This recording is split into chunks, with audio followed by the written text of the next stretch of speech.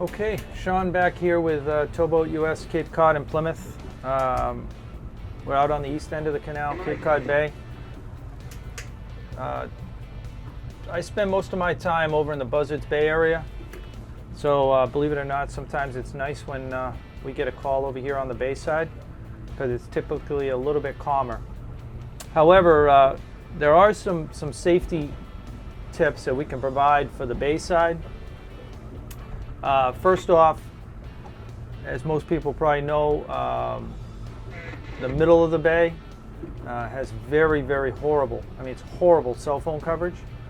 So if you're traveling between the east end of the canal or Plymouth and you're traveling over to Provincetown, there's probably about a 4 or 5 mile stretch in the middle of the bay where you're not going to have any cell phone coverage.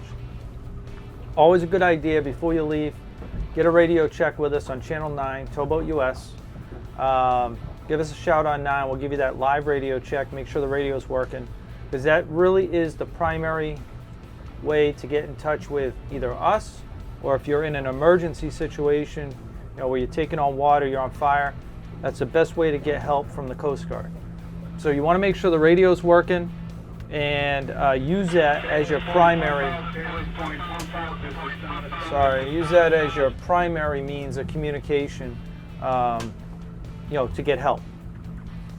The other thing, so that's out there in Stellwagen, the middle of the bay, and if you're heading up to Stellwagen, cell phone coverage is really poor.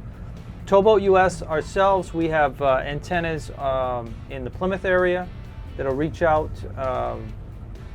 towards Stellwagen. We also have antennas out on in Provincetown that'll reach out into Stellwagen. So if you need assistance from us, that's a way to get us on the VHF. If you can't get us on the VHF, you can hail the Coast Guard right on 16. Let them know you're trying to get in touch with us, and they'll do a relay of information and we'll get a vessel headed your way. So this side is, we were out here about a week and a half ago. We had quite a few boats that were traveling over to Provincetown and over to Stellwagen to do some fishing. Saturday and Sunday the wind was blowing out of the northeast and it was pretty nasty. So the same conditions that we get over on the Hog Island Channel side with that opposing wind and current, they happen over here when you have an east or northeast wind. So you'll get that current running out of the canal, faced up against the east-northeast fetch, and the waves will stack up on the entrance.